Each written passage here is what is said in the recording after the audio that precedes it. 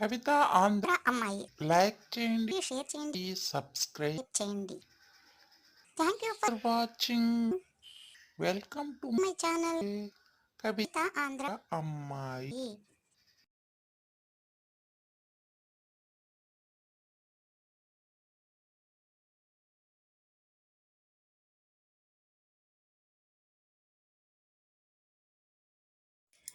Second question. ఇది కాదది అనునది కాదిది అను నిధి నదయు వదిలి ఇదియు వదరన్ వదలని ముదముల బొదలగనద వదపడి చెదరి అడద హరిహరనాద. జవాబు: ఈ పద్యంలో వృత్యానుప్రాసాలంకారం ఉంది. సమన్వయం. పై పద్యంలో ద కారం అనే హల్లు పలుమార్లు ఆవృత్తి కావడం వల్ల వృత్యానుప్రాసాలంకారం అయ్యింది. థర్డ్, లక్ష భక్ష్యములు భక్షించే లక్ష్మయ్యకు ఒక భక్ష్యము లక్ష్యమా? జవాబు: ఈ వాక్యంలో వృత్యానుప్రాసాలంకారం ఉంది. సమన్వయం. పై వాక్యంలో క్షకారం అనే హల్లు పలుమార్లు ఆవృత్తి కావడం వల్ల వృత్యానుప్రాసాలంకారం అయ్యింది. దృష్టాంతాలంకారము. కింది వాక్యమును పరిశీలించండి. పెరుగును ఎంత చిలికినా వెన్ననే ఇస్తుంది, అలాగే మంచివారిని ఎంత బాధించినా మంచే చేస్తారు. ఇందులో మంచివారిని పెరుగుతో పోల్చారు. ఇక్కడ రెండు వాక్యముల యందు వేరువేరు ధర్మాలు చెప్పబడ్డాయి. ఇలా ఉపమాన ఉపమేయాల యొక్క వేర్వేరు ధర్మాలను బింబ ప్రతిబింబ భావంతో చెప్తే అది దృష్టాంతాలంకారము.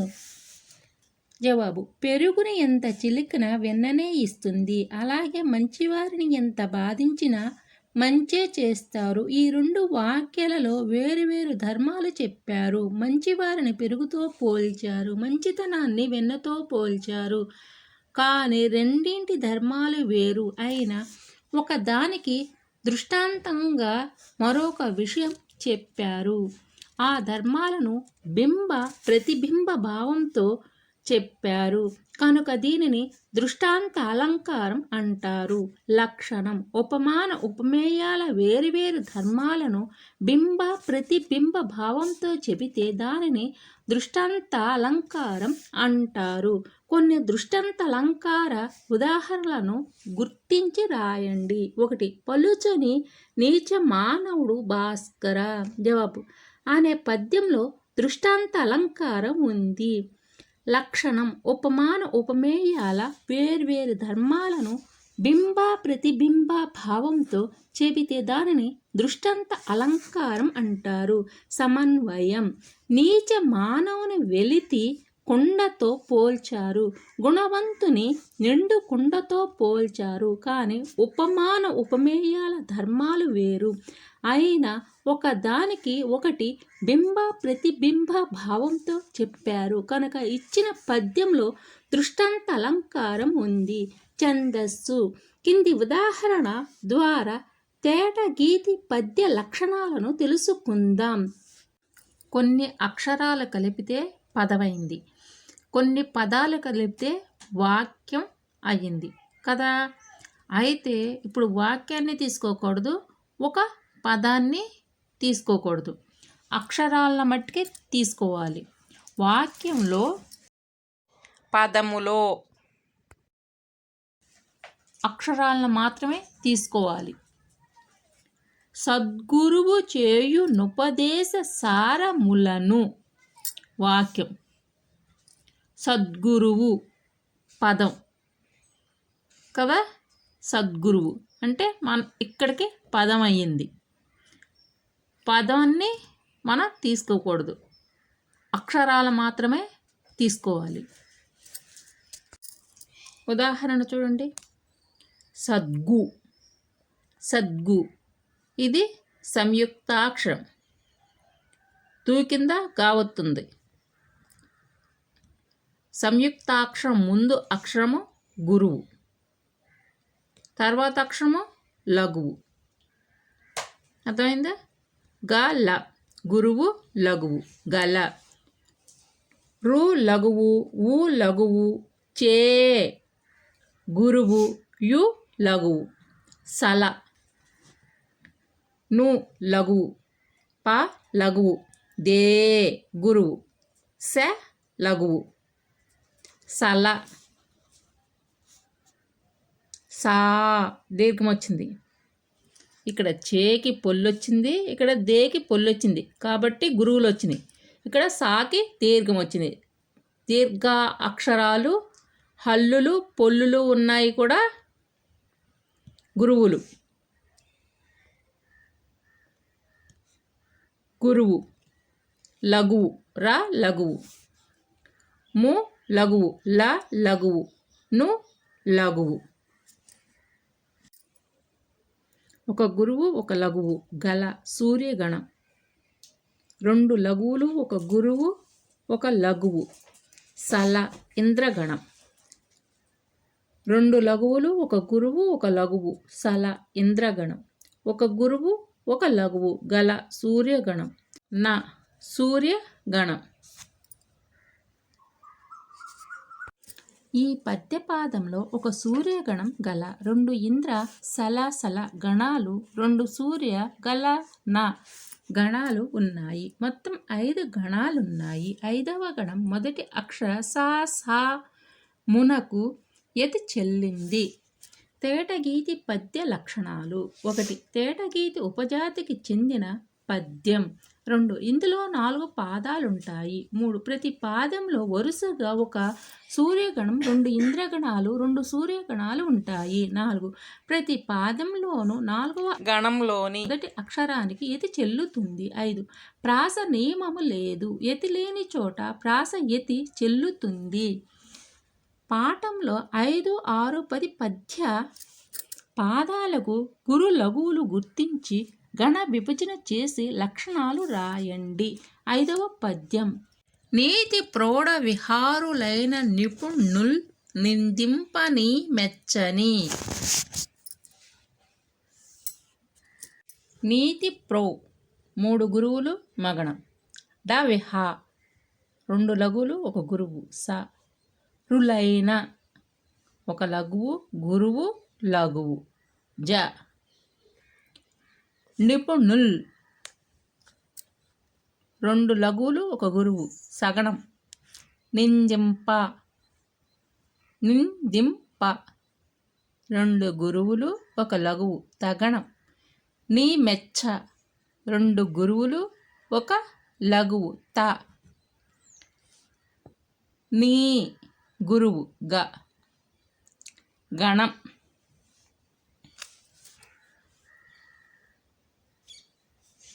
ఖ్యాతింజం 3 గురువులు మగణం. దినసం 2 లఘువులు ఒక గురువు సగణం. పదల్ ని 1 లఘువు ఒక గురువు ఒక లఘువు జగణం.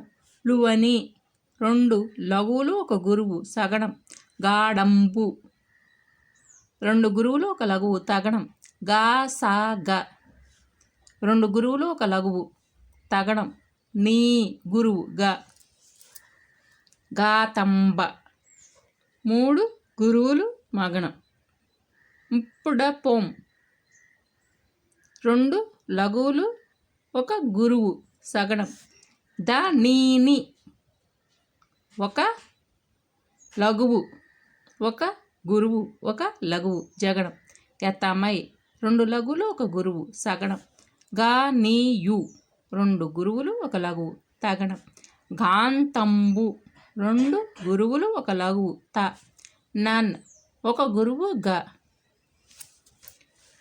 నీతిస్ల 3 గురువులు మగణం. గ్యా పదం 2 లఘువులు ఒక గురువు సగణం. బుధప్ప 1 లఘువు ఒక గురువు ఒక లఘువు జగణం. రుగద 2 లఘువులు ఒక గురువు సగణం.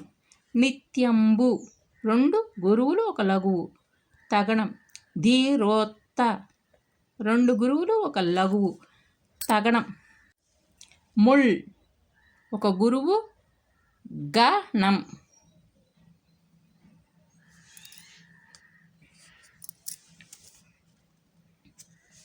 ఇది శార్దూల పద్య పాదం. యతి 1. 13వ అక్షరం. 1వ పాదం నీ నిమ్. 2వ పాదం క్యా గ. మూడవ పాదం ఘ గా. నాలుగవ పాదం ని. ప్రాస రెండవ అక్షరము తి తిం తం తి. లక్షణము 1. శార్దూల పద్యమునందు 4 పాదాలుంటాయి. 2. ప్రతి పాదమునందు మస జస తతగ అనే గణాలు వరుసగా ఉంటాయి. 3. పాదాది అక్షరానికి ఆ పాదంలోని 13వ అక్షరానికి యతి మైత్రి చెల్లుతుంది. 4. ప్రాస నియమము కలదు. ప్రాస యతి చెల్లదు. 5. శార్దూల పద్యపాదములో మొదటి గురువును 2 లఘువులను చేసినచో అది మధ్యేప పద్యపాదమవుతుంది. 6వ పద్యము 1వ పాదము తెలివి 3 లఘువులు నగణం యోకింత లఘువు గురువు లఘువు జగణం లేనియో గురువు 2 లఘువులు భగణం దృప్తు లఘువు గురువు లఘువు జగణం నైక లఘువు గురువు లఘువు జగణం రిభంగి లఘువు గురువు లఘువు జగణం సర్వమున్ గురువు లఘువు గురువు రగణం. 2వ పాదం దెలిసి 3 లఘువులు నగణం తినంచు లఘువు గురువు లఘువు జగణం గర్విత గురువు 2 లఘువులు భగణం మతిన్వి లఘువు గురువు లఘువు జగణం హరించి లఘువు గురువు లఘువు జగణం తిదొల్లి లఘువు గురువు లఘువు జగణం ఇప్పుడు గురువు లఘువు గురువు రగణం. 3వ పాదం జ్వలమ 3 లఘువులు నగణం తులైన లఘువు గురువు లఘువు జగణం పండితు గురువు 2 లఘువులు భగణం లసన్ని లఘువు గురువు లఘువు జగణం దిమించు లఘువు గురువు లఘువు జగణం కబోధ లఘువు గురువు లఘువు జగణం శాలినై గురువు లఘువు గురువు రగణం. 4వ పాదం తెలియ 3 లఘువులు నగణం నివాడ లఘువు గురువు లఘువు జగణం నైమిల గురువు 2 లఘువులు పగణం గితింగ లఘువు గురువు లఘువు జగణం తమయ్యే లఘువు గురువు లఘువు జగణం నితాంత లఘువు గురువు లఘువు జగణం గర్వమున్ గురువు లఘువు గురువు రగణం. ఇది చంపకమాల పద్యపాదము. యతి 1 11వ అక్షరము. 1వ పాదం దే ద్రు 2వ పాదం దే తిన్ 3వ పాదం జ్వ స 4వ పాదం తే తిం. ప్రాస 2వ అక్షరము లి లి లా లి. లక్షణము 1. చంపకమాల పద్యమునందు 4 పాదాలుంటాయి. 2. ప్రతి పాదమునందు నజ భజ జజర అనే గణాలు వరుసగా ఉంటాయి. 3. పాదాది అక్షరానికి ఆ పాదంలోని 11వ అక్షరానికి యతి మైత్రి చెల్లుతుంది. 4.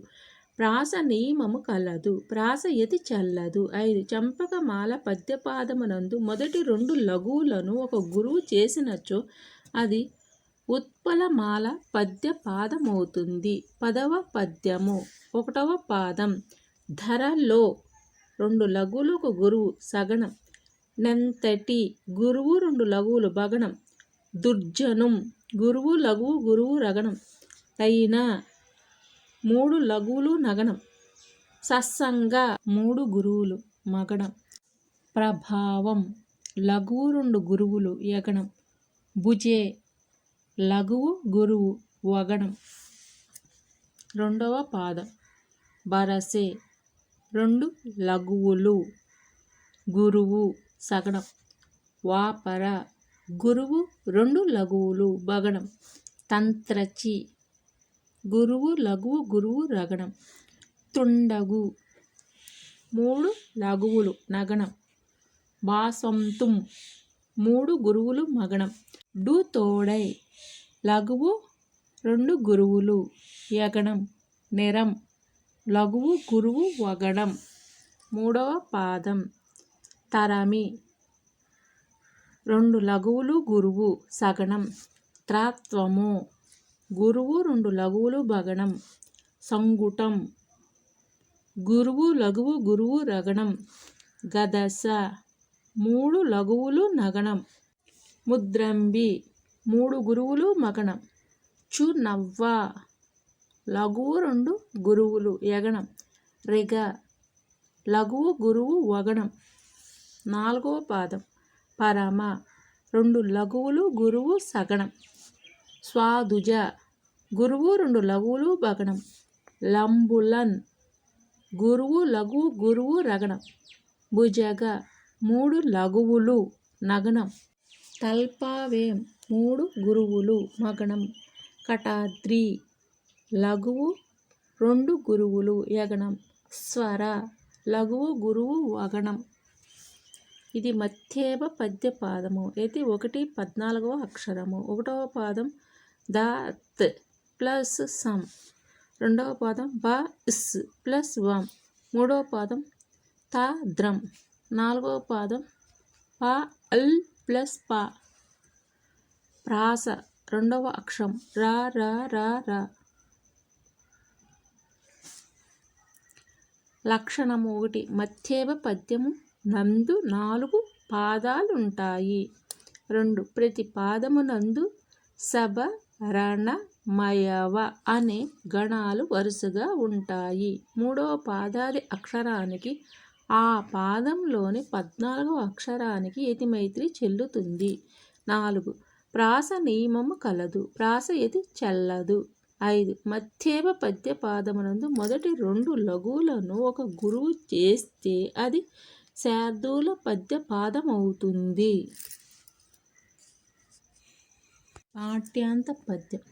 అరిగిడు కాలమెవ్వరికి నాపగ సాఖ్యము కాదు ముందుగనరిగిన కాలమున్ మరల నందుట సాధ్యము కాదు దైవమే కరణి విధించును ఎటులే కర్మము సాగునటుంచు పెద్దలందరూ పురుష ప్రయత్నమున దోడ్పడు దైవమటండ్రు కొందరున్.